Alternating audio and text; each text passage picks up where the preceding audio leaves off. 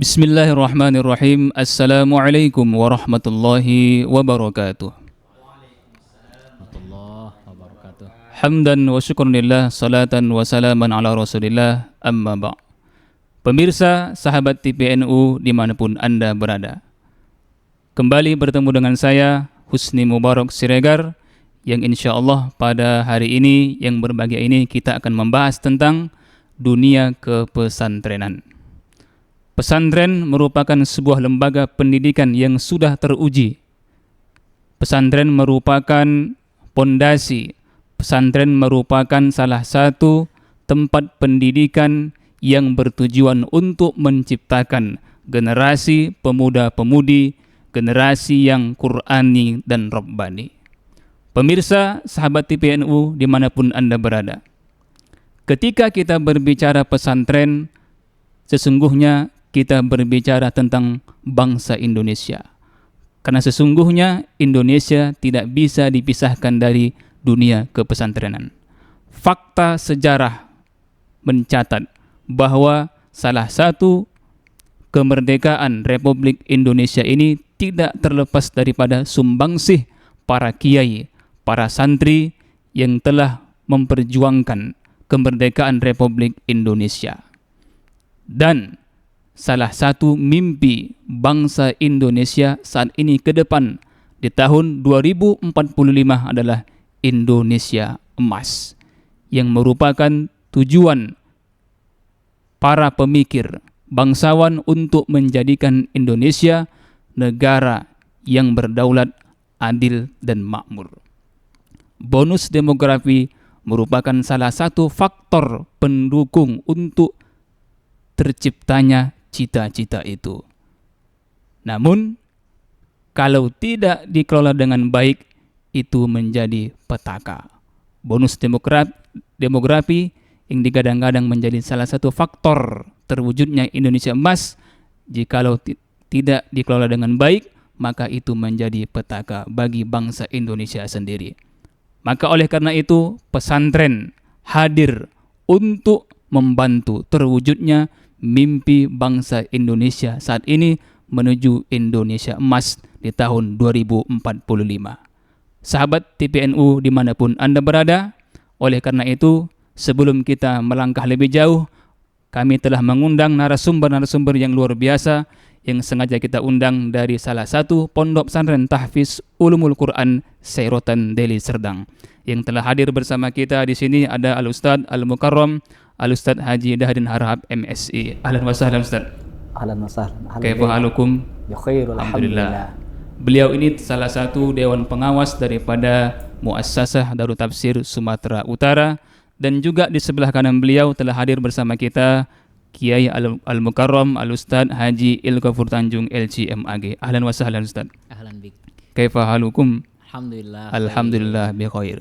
Ustadz, sebelum kita melangkah lebih jauh, mungkin bisa sedikit jelaskan tentang kenapa seorang anak itu harus masuk pesantren. Artinya, kenapa orang tua itu harus menyekolahkan anaknya ke pesantren, kenapa tidak sekolah umum saja? Kira-kira apa kelebihan pesantren daripada sekolah-sekolah yang lain? Mungkin bisa dimulai dari Ustadz Dahdin. Tafadhal Ustadz. Baik, terima kasih. Assalamualaikum warahmatullahi wabarakatuh. Waalaikumsalam warahmatullahi. Hamdan wa syurillah, salatan wa salaman ala rasulillah. Mari sama-sama kita mengucapkan alhamdulillah atas semua nikmat yang Allah curahkan kepada kita sampai pada hari ini. Semoga semua yang kita laksanakan, kita lakukan benar amal ibadah di sisi Allah Subhanahu wa taala. Juga mari sama-sama kita bersolawat kepada Rasulullah sallallahu alaihi wasallam yang mengucapkan Allahumma sholli ala sayyidina Muhammad wa ala alihi sayyidina Muhammad. Semoga kita nanti sama-sama mendapatkan syafaatnya yaumil mahsyar. Amin ya Allah. Amin, ya rabbal alamin.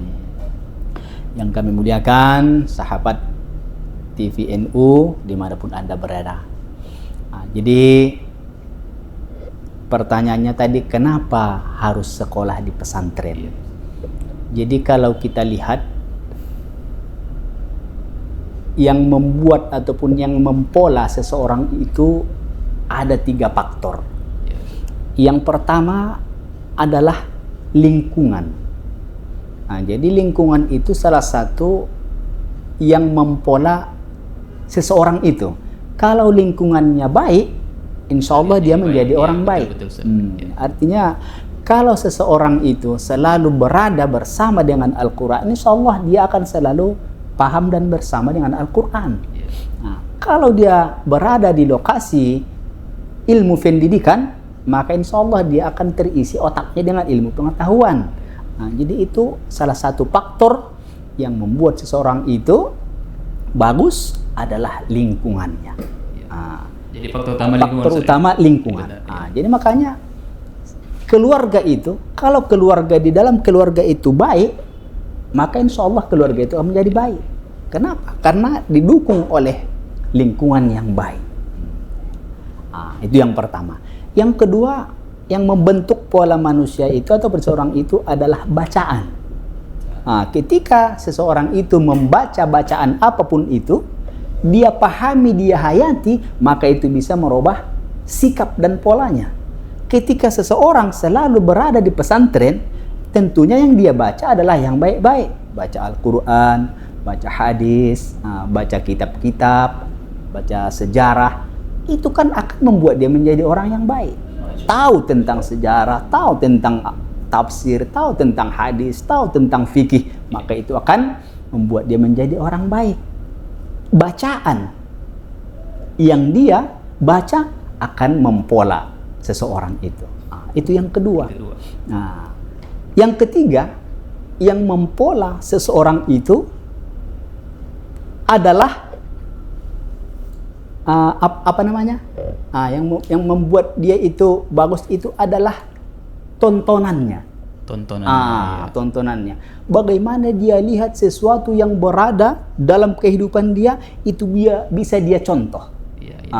Jadi makanya Rasul itu harus kita contoh dengan hadis-hadisnya. Makanya Rasul itu sebagai tauladan bagi kita. Jadi makanya orang banyak kalau dia banyak tonton film-film, maka dia suka sama bintang filmnya. Jadi makanya, tapi kalau dia selalu dia tonton itu orang baik di pesantren itu, insya Allah orang baik, orang soleh itu. Yang dia tonton di situ guru-gurunya, kiainya, santri-santriwan yang selalu bersama dengan Al-Quran, maka dia akan menjadi orang baik. Maka dengan itu, harapan itu supaya generasi kita menjadi orang baik, maka dari pihak Yayasan Darul Tafsir Sumatera Utara, dengan perjuangan yang begitu kuat, mendirikan pesantren. Itulah pesantren Darul Pesantren Ulumul Quran, Yayasan Darul Tafsir Sumatera Utara. Jadi kita mencoba mendidik, membangun generasi dengan 3 pilar tadi supaya menjadi orang baik. Jadi pertama dari lingkungan, yang kedua dari bacaan, yang ketiga Masya Allah, tontonan. Jadi pemirsa TPNU dimanapun Anda berada, hari ini kita sangat dikhawatirkan dengan berbagai macam derasnya arus kriminal seperti narkoba dan lain sebagainya. Oleh karena itu, jangan ragu dan jangan bimbang untuk memasukkan anaknya untuk mondok di pesantren. Wabil khusus sekarang ini adalah bulan tahun baru Islam, ya. Bulan Hijriah, artinya berani hijrah maka berani untuk berubah. Benar Ustaz ya? Masya Allah. Baik Ustaz, saya kembali kepada Ustaz Ilgafur Tanjung. Di Indonesia ini sangat banyak Ustaz pesantren dengan berbagai macam manhajnya, kurikulumnya. Kira-kira di pesantren yang kita ingin promosikan ini Ustaz, apa nilai jualnya dari sisi kurikulumnya, manhajnya seperti apa? Karena kalau kita lihat terkadang orang tua juga milih-milih untuk masuk anak pesantren seperti apa, kitabnya, gurunya, tamatan mana, seperti apa Ustaz? Terima kasih. Syukron katsir, terima kasih banyak kami ucapkan kepada Al-Ustadz Haji Husni Mubarak Siregar. Alhamdulillahirabbil alamin. Wahdahu wassalatu wassalamu ala asyrafil anbiya'i wal mursalin wa ala alihi wa sahbihi ajma'in, amma ba'du. Menjawab pertanyaan Haji Husni Mubarak tadi, apa yang membuat pesantren kita atau yang berbeda dari pesantren lain, atau apa yang membuat para wali murid kita ingin menyekolahkan di pondok pesantren Ulumul Quran ini? Tentu tadi sudah dipaparkan sama Al-Ustadz Haji Dahrin Harahap bahwasanya kenapa harus mondok, ada 3 hal. Saya ingin menyambung dari 3 hal itu lagi.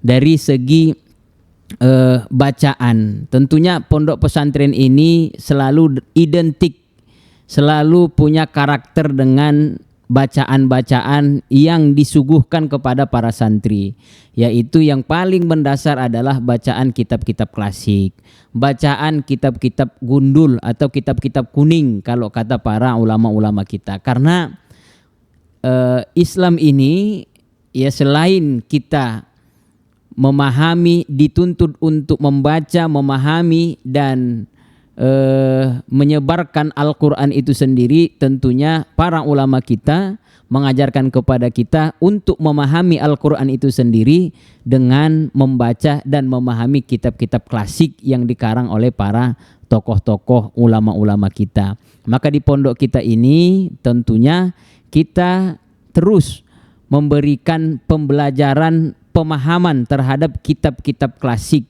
Di antara kitab-kitab klasik yang ada di pondok kita, kalau dari akidah di Madrasah Sanawiyah itu kita membaca kitab Aqidatul Awam misalnya, atau kitab-kitab yang dikarang oleh Imam Al-Ghazali misalnya di bidang akhlak ada kitab Bidayatul Hidayah, dan berbagai macam kitab-kitab klasik lainnya yang kita pelajari.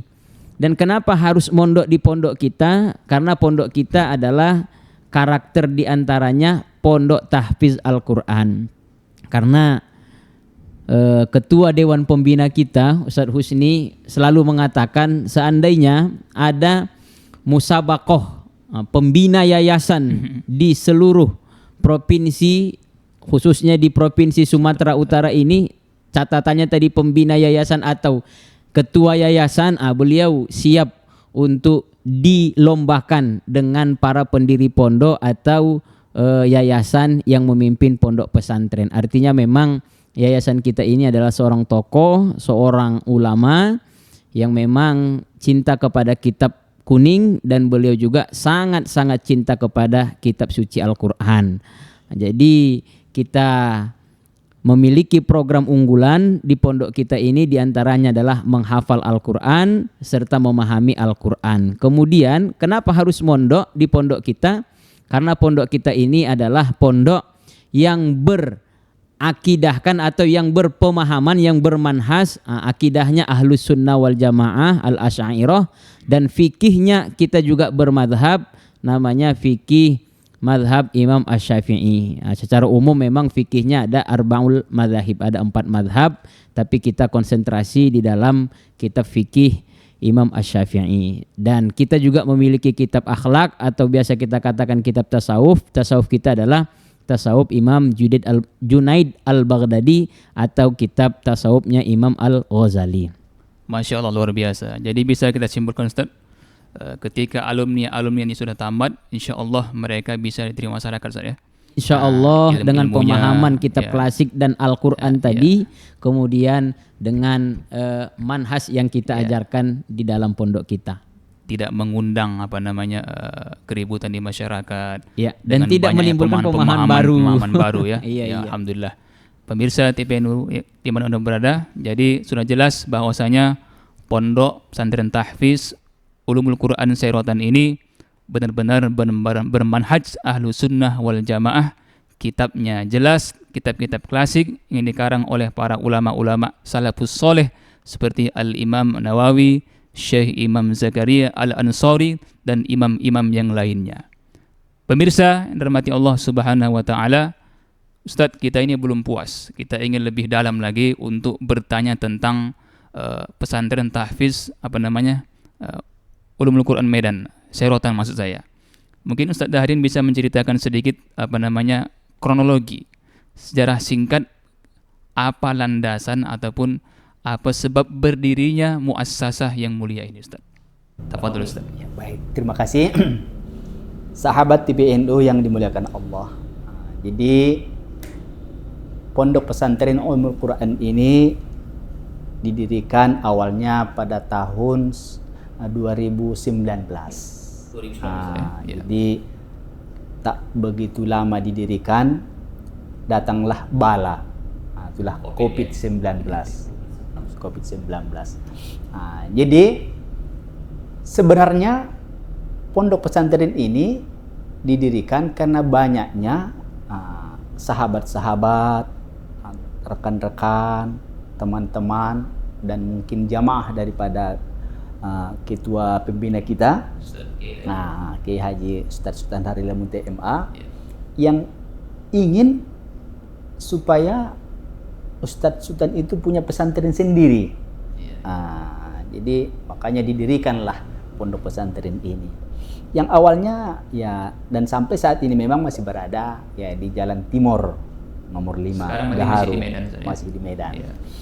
Tapi kita di Jalan Timur itu ataupun di Medan tidak milik sendiri, belum milik sendiri. Jadi kita hanya memakai gedung, sewa gedung. Memang pada waktu itu kita berkeinginan dan juga membuat program.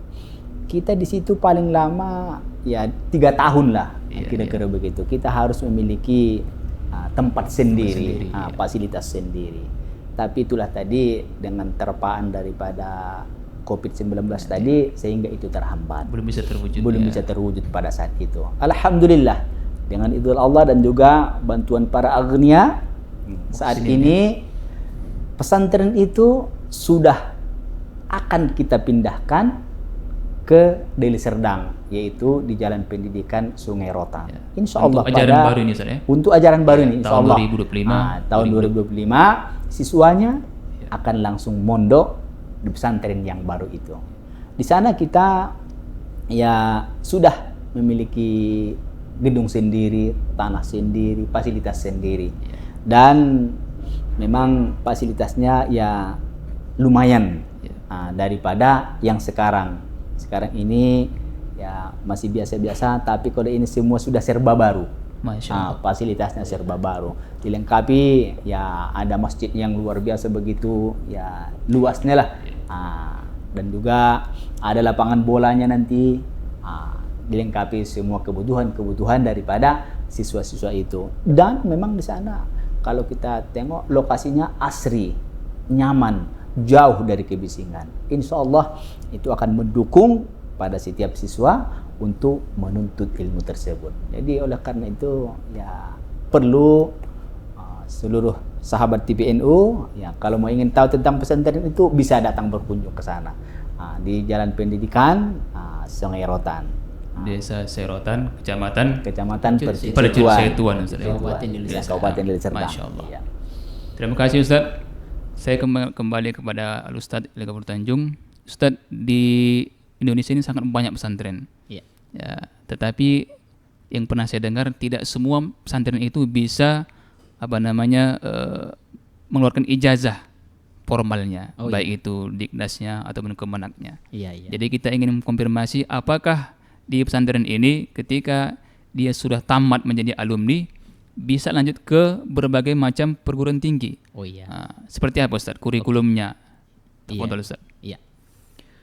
Jadi kurikulum pesantren kita adalah kurikulum Kementerian Agama secara umum, karena memang kita mendapatkan izin operasional dari Kementerian Agama dan kita sudah mendapatkan izin. Kemudian karena pondok kita dan madrasah di bawah pondok pesantren itu sudah mendapatkan izin, maka negara berhak memberikan ijazah resmi kepada para peserta didik kita. Jadi para alumni kita setelah mereka menyelesaikan tingkat madrasah sanawiyah, maka mereka akan mendapatkan ijazah formal yang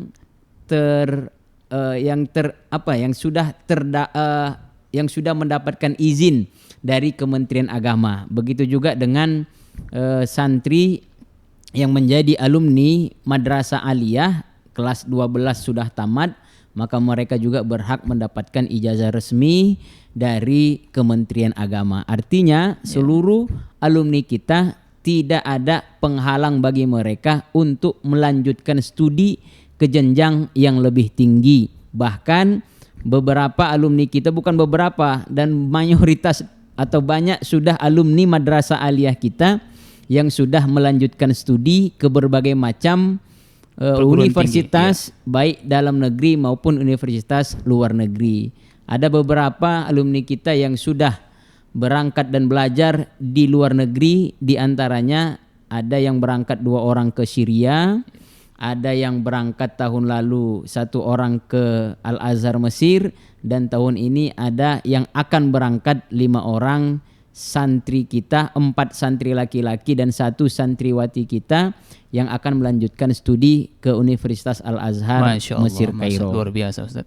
Dan berbagai macam di universitas negeri maupun swasta yang ada di dalam negeri di Republik Indonesia ini. Artinya kemanapun mereka menyambung, insya Allah diterima Ustaz ya. Insya Allah diterima. Terlebih-lebih dengan keberkahan Al-Quran yang mereka hafal selama mereka mondok di pondok kita. Dan bahkan ada yang sudah menjadi Polri. Dan ada yang sedang mendaftarkan dirinya untuk menjadi TNI, Tentara Nasional Indonesia. Sedikit tambahkan Ustaz, ingin bertanya, tadi sempat disinggung tentang tahfiz Al-Quran 30 juz. Jadi apakah setiap santri yang masuk itu harus menghafal 30 juz atau seperti apa? Atau ada target-target yang harus dicapai, misalnya setahun berapa juz? Oh iya. Dan seperti apa Ustaz? Ya, tentunya melanjutkan tadi kurikulum kita di pondok pesantren ada 3 model. Makanya kita katakan kurikulum kita sebenarnya kurikulum terpadu. Kita padukan antara kurikulum Kementerian Agama, kemudian kurikulum pesantren, kemudian kurikulum tahfiz. Adapun kurikulum tahfiz tadi, setiap santri memiliki kewajiban untuk menghafal 1 tahun 5 juz. Maka kami berharap kalau memang sahabat TVNU Medan mendaftarkan anak-anak atau mendaftarkan siswa-siswa atau santri ke pondok kita, maka kita berharap memang harus mondok selama 6 tahun karena targetnya setiap tahun itu 5 juz Al-Quran yang dia hafal. Jadi setahun kalau dia setahun 5 juz, setahun 5 juz, kalau dia 6 tahun mondok di pondok, dia insya Allah akan khotam 30 juz. Masya Allah. Itu jaminan bagi yang serius, yang serius untuk mengikuti program. Masya Allah, luar biasa Ustaz. Terima kasih Ustaz. Saya kembali kepada Ustaz Darin Harahap. Ustaz, kita ingin berbicara tentang sedikit mungkin fasilitas, karena termasuk salah satu faktor yang membuat penarik peminat Ustaz. Terkadang anak-anak bertanya, apakah di pesantren ada lapangan bola? Apakah di pesantren ada ini, itu dan sebagainya Ustaz. Jadi seperti apa gambaran umum fasilitas yang ada di Ma'had kita ini Ustaz? Ya. Terima kasih. Ya, seperti yang saya sampaikan tadi, ya, lokasi pondok pesantren itu salah satunya di tempat yang kondusif untuk pendidikan. Jadi dia jauh daripada kebisingan, jauh daripada lalu lalangnya kendaraan yang begitu rame. Tapi tidak pada di pelosok. Jadi asri lah lokasinya untuk pendidikan. Berikutnya di pesantren itu sudah ada alhamdulillah masjidnya. Alhamdulillah itu sangat cukup memadai lah untuk kondisi pesantren.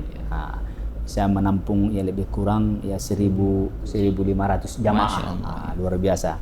Itu infak daripada hamba Allah. Alhamdulillah. Dan juga dilengkapi dengan asrama permanen, ruang belajar yang permanen, juga kamar mandi yang permanen, baru ruang makan. Nanti ada semacam koperasi, tempat anak-anak untuk jajan kalau lagi istirahat. Juga ada lapangan untuk olahraga. Jadi ada untuk bola kaki, nanti mungkin bisa di situ ada futsal, ada nanti mungkin lapangan untuk bulu tangkis dan juga tenis meja. Jadi untuk kebugaran siswa itu disiapkan juga sarana olahraganya. Jadi semua lengkap Ustaz ya? Jadi dia ingin olahraga ini ada, insya Allah. Mencukupilah Mencukupi, untuk kebutuhan siswa. Sekalipun memang semua jenis olahraga belum ada, tapi insya Allah untuk siswa memadai itu. Ada, Terus penting-pentingnya ada dan lapangan bola. memang yayasan akan berusaha untuk memenuhi semua kebutuhan sarana olahraga yang dibutuhkan oleh siswa. Jadi adalah semua fasilitas yang dibutuhkan untuk santri. Dan memang kita akan terus berkembang, insya Allah. Terima kasih Ustaz. Saya kembali ke Ustaz Gopur Tanjung. Ustaz, banyak sahabat TPNU rahmati Allah, banyak orang terkadang yang mengatakan pesantren itu seperti penjara, Ustaz. Jadi bangun harus seperti ini dan lain sebagainya. Jadi kita ingin menjelaskan sebenarnya seperti apa hayat fil ma'had, kehidupan di pesantren, Ustaz. Iya. Apakah benar-benar seperti di penjara atau enjoy? Seperti apa, Ustaz? Mungkin jelaskan. Ya. Memang banyak sekali pemahaman di tengah masyarakat bahwasanya pondok pesantren ini adalah penjara. Cuman dalam garis bawah perlu kita garis bawahi, penjara yang dimaksud di situ adalah penjara suci sebenarnya. Jadi pondok ini bagi orang yang belum pernah mondok, mungkin mereka menganggap atau mendengarkan cerita atau mendapatkan berita bahwasanya di pondok ini adalah kehidupan yang mencekam atau bahkan kehidupan yang yang mereka anggap mereka tidak bebas hidup di dalamnya. Ternyata tidak, karena kita juga adalah tak ada mantan santri sebenarnya, karena kita adalah seorang santri juga dari dulu mondok, dan kita merasa bahwasanya pondok itu adalah tempat yang sangat nyaman. Artinya kenyamanan itu akan kita dapat dan akan kita rasakan ketika hati kita merasa nyaman. Jadi pondok ini sekalipun bangunannya indah, lengkap fasilitasnya, kalau hati kita tidak ingin mondok, itu semua tak ada nilainya bagi pribadi kita. Maka intinya sebenarnya adalah hati kita ingin mondok, maka apapun fasilitas yang ada di dalam pondok itu dapat kita nikmati. Dan seorang santri itu bukan hanya menikmati fasilitas, tapi tugas seorang santri itu adalah pelatihan dalam hal mengendalikan pribadinya sendiri, mengendalikan hawa nafsunya sendiri. Karena tidak terlepaskan kehidupan kita di pondok itu, kadang-kadang banyak yang antri, kadang mandi untuk mengambil airnya juga antri, kemudian makan kadang-kadang juga untuk mengambil nasi dan minumnya juga ngantri. Tapi setelah kita selesai dari mondok, maka kenangan seperti yang kita ceritakan tadi itu adalah kenangan yang sangat indah, dan itulah yang membuat para santri itu lebih menjadi mandiri dan lebih menjadi dewasa di dalam menjalani kehidupan ini. Masya Jadi Allah, saya biasa. beranggapan pondok itu adalah tempat ternyaman bagi orang yang menikmati fasilitas pondok itu sendiri. Sedikit tambahkan Ustaz, tadi kan kita tahu bahwasanya Ma'had ini fokusnya di tahfiz, kitab kuning dan juga bahasa. Jadi bagaimana cara Ma'had ini Ulumul Quran mengelola waktu? Kapan waktu untuk tahfiz, kapan waktu untuk baca kitab, dan juga aktif berbahasa asing, seperti apa Ustaz manajemen dalam mengelola waktunya ini, Ustaz? Oh iya. Ya, mungkin bisa diceritakan Ustaz sedikit. Oke. Memang pepatah Arab juga mengatakan sering banyak juga mahfuzat yang dihafal para santri. Al-waqtu asmanu minadz zahab. Waktu itu lebih mahal daripada emas, karena memang pola pembagian waktu ini di dalam kehidupan kita sangat penting. Dari itulah maka pondok kita juga memberikan waktu-waktu untuk kegiatan para santri. Waktu untuk menghafal santri itu kalau di pondok kita mulai pada jam 7.00 WIB pagi hari. Mereka akan setoran hafalan sampai pukul 8.20, 1 jam setengah lah kurang lebih. Waktu mereka untuk setoran hafalan bergiliran pada pagi hari. Dan pembagian kelompok itu juga kita tentukan, masing-masing kelompok tahfiz itu tidak boleh lebih daripada 20 orang satu kelompok. Maka idealnya kita kemarin buat sekitar 16 sampai 20 orang satu kelompok, satu orang guru, satu kelompok yang berjumlah maksimal 20 orang tadi.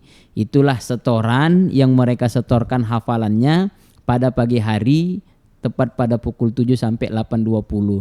Dan target setoran yang mereka setorkan itu maksimal 1 lembar dan minimal ya setengah lembar untuk mereka setorkan setengah halaman yang mereka setorkan kepada guru mereka. Kemudian pada jam 2.15 WIB pada siang hari mereka akan murojaah atau mengulang hafalan yang mereka setorkan pada pagi hari tadi untuk memperlancar hafalan, karena memang kunci daripada menghafal Al-Quran ini tentunya adalah murojaahnya. Lancar kaji karena diulang, tajam pisau karena diasah. Masya Allah, luar biasa Ustaz. Iya. Jadi insya Allah terjamin ya, waktu untuk menghafal, waktu untuk belajar, Iya. waktu untuk berbahasa, ada masing-masing porsinya. Ada masing-masing Iya. porsinya, dan itulah memang pembeda antara pondok pesantren dengan selain pondok pesantren, karena kita Iya, tinggal di dalam pondok itu selama 24 jam dan berbulan bahkan bertahun kita tinggal di pondok. Ustaz, saya kembali ke Ustaz dari Narahab. Ustaz, bagaimana komunikasi antara pihak pesantren dengan orang tua jika terjadi hal-hal misalnya permasalahan atau lain sebagainya, bagaimana cara komunikasinya antara pihak pesantren dengan orang tua? Misalnya anaknya ingin pulang gitu kan, entah sakit atau ada acara, bolehkah izin Ustaz? Ya, apakah betul-betul harus di pesantren? Iya. Jadi sebenarnya kalau dari pihak yayasan itu sudah memberikan sepenuhnya ya kepada pengelola pesantren ataupun ma'had. Tapi kalau dari yayasan ya selama orang tuanya yang meminta izin, ya itu diberikan. Boleh izin, boleh izin. Boleh izin. Dengan alasan yang jelas. Alasannya ya. jelas. Ya. Dan itu ya memang hak daripada orang tuanya. Iya. Kecuali ya sesuatu hal yang tidak urgent lah. Iya. Kalau hanya untuk makannya pula keluar. Di dalam pun adanya makannya, itu bagus yang dibawa dari luar dibawa ke dalam kan. Tapi kalau ya hal-hal yang memang penting ya, misalnya orang tuanya mau berangkat haji, abangnya kakaknya mau nikah, ya dikasih izin. Kita tidak mempersulit orang tua untuk datang berkunjung ataupun meminta izin bawa keluar anaknya. Jadi kalau memang kalau memang ada istilahnya ya permasalahan, ya di sana lebih diutamakan itu ya kekeluargaan. Memang namanya anak-anak pastilah ada masalah. Namanya lagi komunikasi jelas. Komunikasi itu jelas. Ketika anaknya ya pastilah ada namanya itu ya melanggar aturan. Paling ya dikasih tahu orang tuanya. Kita sama-sama nasihati anaknya supaya menjadi orang yang baik. Itulah tugas pesantren, mendidik anak-anak. Tapi orang tua juga kami harapkan mendukung apa yang dibuat oleh pihak pesantren untuk mendidik anak itu menjadi orang yang lebih baik. Pokoknya komunikasi lah. Saya simpulkan tadi, ketika ada pelanggaran Ustaz. Pelanggaran. Menarik ini. Kira-kira apa sanksinya ketika anak tadi melanggar? Apakah masih diberlakukan pemukulan atau seperti apa Ustaz dari pihak pesantren sendiri untuk menangani kasus-kasus seperti ini? Itulah ya seperti yang saya katakan tadi, kita pertama itu mengutamakan kekeluargaan. Jadi tidak kita membuat hukum fisik sendiri, tidak membuat hukum sendiri. Selama memang kita katakanlah pelanggaran yang dibuat siswa itu harus sampai ke orang tua. Kalau tidak harus sampai ke orang tua, ya dia bikinlah hukumannya yang mendidik. Ya misalnya disuruh dia ya sholat sunnah 10 rakaat, membaca yang bermanfaat, atau murojaah dia dibikin setengah jam. Nah, pokoknya kalau fisik insyaallah itu kita tidak pernah memberikan izin kepada pengelola pesantren untuk memberikan hukuman fisik kepada siswa. Kalau misalnya memang siswanya itu sudah tidak mau lagi dia di situ, kadang-kadang kan itu permasalahannya. Si orang tua kepingin anaknya di pesantren, tapi anaknya tak mau sama sekali, sehingga dia bikin ulah di situ. Jadi kita tidak menghukumi si anak itu, apalagi hukuman fisik. Udah, kita komunikasi dengan orang tuanya. Mungkin dia akan lebih baik kalau dia sekolah di luar atau sekolah bersama bapak. Pokoknya kita tidak ada membuat hukuman fisik. Begitu kira-kira. Luar biasa. Sahabat TPNU dirahmati Allah, dimanapun Anda berada, jelas sudah pesantren bukan merupakan tempat penjara, tempat orang-orang jahat. Justru pesantren merupakan tempat orang-orang baik untuk menjadi yang lebih baik, sehingga menjadi pemuda-pemudi generasi yang Rabbani dan Qur'ani. Sebagai penutup, Ustaz Ilgo Tanjung, saya ingin bertanya tentang program unggulan, Ustaz. Jadi kira-kira apa-apa saja yang ditawarkan oleh pesantren kepada calon-calon ini, ataupun santri-santri kita yang ingin masuk ke Ulumul Quran Serotan ini, Ustaz? Iya, terima kasih. Jadi program unggulan kita tentunya karena kita pesantrennya berbasis tahfiz, maka program unggulan pertama kita adalah program unggulan 30 juz bagi santri yang mau mengikuti aturan dan ketetapan kurikulum yang ditetapkan. Dan alhamdulillah baru seminggu yang lalu kita mewisuda alumni kita sebanyak 20 orang yang sudah hafiz Al-Quran 30 juz, karena memang mereka dapat mengikuti aturan dan sistem pembelajaran yang kita terapkan di dalam ma'had atau pondok kita. Kemudian kita juga menjamin santri-santriwati kita yang ikut program pendalaman kitab kuning akan bisa baca kitab kuning, dan sudah kita buktikan beberapa santri kita yang melanjutkan studi ke Arab, kemudian dan beberapa santri kita yang sedang mondok di pondok kita saat ini sudah bisa membaca kitab tanpa ada barisnya.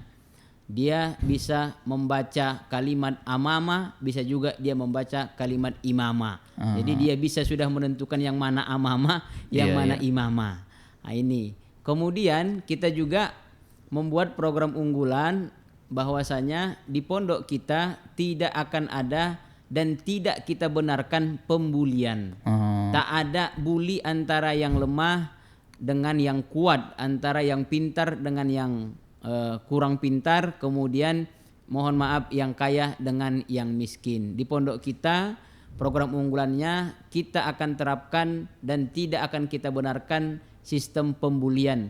Dan jika ternyata ada pembulian yang dirasakan santri atau siswa kita, maka orang yang membuli itu akan kita berikan sanksi tegas berupa pemanggilan orang tua, dan kita akan bermusyawarah dengan orang tua untuk mencari solusi yang tepat mengatasi anak-anak yang suka membuli di madrasah atau di pondok kita. Kemudian apa yang kita tawarkan agar tidak terjadi pembulian? Kita akan membuat pengawasan yang betul-betul mengawasi santri-santri kita. Artinya setiap kamar di dalam pondok kita siapkan seorang ustadz untuk membimbing dan melihat kegiatan santri selama 24 jam. Kemudian kita tidak membenarkan adanya sistem abangan kelas di asrama.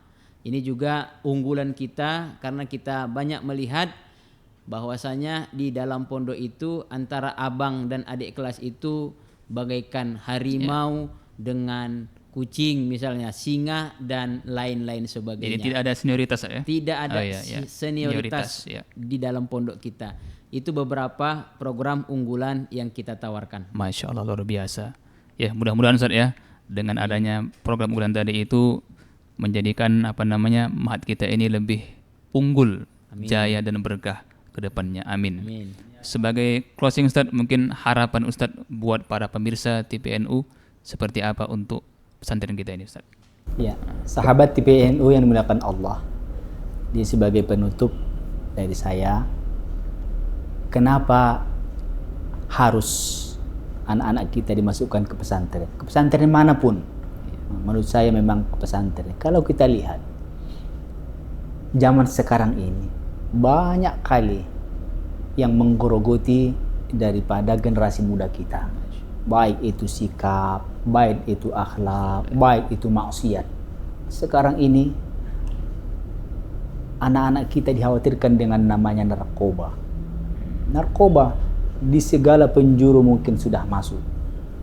Tapi insya Allah kalau di pesantren masih terjaga. Selama di pesantren, insya Allah narkoba dia tidak akan pernah tahu apa itu narkoba. Dan juga maksiat yang lainnya, ya, seperti minum-minuman keras, judi. Sekarang judi online, walaupun memang alhamdulillah kita bersyukur kepada pihak yang berwajib. Saat ini sudah banyak situs-situs yang sudah ditutup, tapi tidak bisa habis total, masih ada. Maka itu insya Allah ketika berada di pesantren, terhindarlah itu dari judi, baik itu judi online, minuman keras, terhindar. Dan juga sering kita lihat di berita-berita, bahkan mungkin di daerah kita ada namanya tawuran.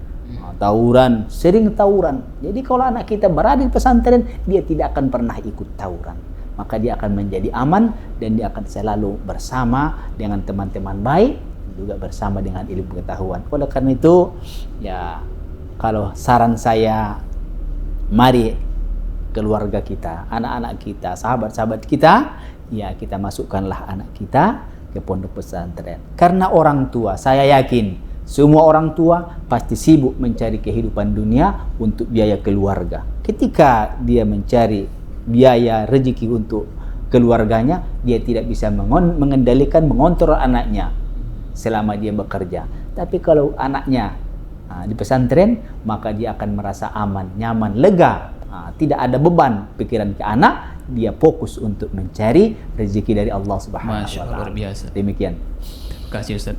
Ustaz Gofur mungkin ada tambahan sebagai closing buat pemirsa kita. Ya, sahabat TPNU Medan dimanapun berada, saya ingin mengatakan ada perkataan atau kata-kata mutiara mengatakan antum syubbanul yaum warijalul ghad. Kalian pada hari ini adalah pemuda dan suatu saat kalian akan menjadi pemimpin. Maka pemimpin yang baik tidak akan lahir dari lingkungan yang tidak baik. Kemudian pemimpin yang baik tidak akan lahir dari itu tadi, bacaan-bacaan yang dia baca selama ini kalau tidak baik, maka dia tidak akan lahir. Kemudian pemimpin yang baik tidak akan lahir dari tontonan-tontonan yang baik. Maka dari itu mari sama-sama kita sekolahkan anak-anak kita. Dan catatan bagi para orang-orang tua, jangan menganggap atau jangan menitipkan anak-anak yang paling nakal di rumah kita, itulah yang kita titipkan di pondok. Karena pondok ini adalah bukan tempat penitipan anak-anak yang nakal. Tapi kalaupun memang toh ternyata itu yang menjadi keputusan bagi kita semua, bagi calon wali-wali murid, maka niatkanlah menitip anak-anak kita karena Allah Subhanahu wa taala dan ingin mendapatkan ridhonya Allah Subhanahu wa taala. Ini aja Ustaz. Masya Allah, luar biasa Ustaz. Ustaz, sebenarnya banyak ini pertanyaan Ustaz yang ditanyakan, tapi karena waktu kita terbatas, mudah-mudahan fi waktin akhir kita bisa berjumpa lagi. Syukran katsiran Ustaz atas kehadirannya. Sama-sama. Ustaz Gofur, Ustaz Darin. Pemirsa TPN merahmati Allah, mudah-mudahan dengan acara ini kita bisa tercerahkan bahwasanya pesantren itu tempat orang-orang suci, tempat orang-orang baik, dan bagi orang-orang tua yang masih ragu untuk menyekolahkan anak ke pesantren, mudah-mudahan dengan tontonan ini tidak lagi menjadi orang-orang yang ragu. Semoga bermanfaat. Aku qouli hadza, astaghfirullah li wa lakum, wallahul muwaffiq ila aqwamit thoriq. Saya Husni Mubarak menundur diri. Assalamualaikum warahmatullahi wabarakatuh. Waalaikumsalam warahmatullahi wabarakatuh.